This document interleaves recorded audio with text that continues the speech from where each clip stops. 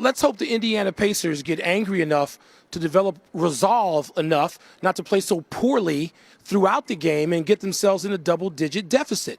And this is their second chance sort of blowing a situation in the fourth quarter where they could have had control and maybe even into this series. And it's their fault. They had a third quarter in which I think they shot 5 for 16. They had 7 turnovers in the quarter after leading by 7. There was like a 16-point swing in the blink of an eye. So I love Victor Oladipo, and he is one of the young stars that is changing this league. But I don't want to hear that excuse on a night like this when you go on the road and you're playing against a guy who's the greatest player in the game today and one of the greatest players ever. Don't want to hear excuses. I wouldn't have called goaltending there either.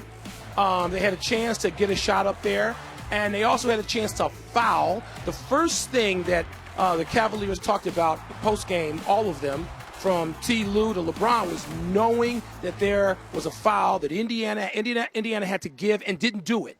So they blew another chance there. They let LeBron get off his shot. You double team him, you do whatever. It looked eerily, by the way, if you're old enough, and Kenny, I'm old enough, so are you, to compare that shot to the Michael Jordan shot over Craig Ehlo, which haunted this franchise and this city. Catch it in bounds, 2 dribbles left, shoot.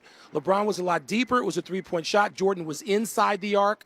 But if you look at, call up that video from somewhere and take a look at that play, and you're just startled. And people in the room were sort of telling LeBron and other Cavaliers that after the game. But one of the great moments you can find in any early playoff series is when you end a game like this, when you're a player like LeBron James.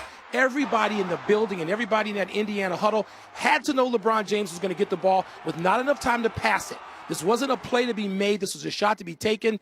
They didn't defend it. So I don't want to hear about goaltending. I don't want to hear about fouls in the previous sequence. Indiana had its chance tonight, didn't take advantage of it like it didn't take advantage the whole game of opportunities after building a lead. So they got one more chance at home to get it right Friday night in Game 6.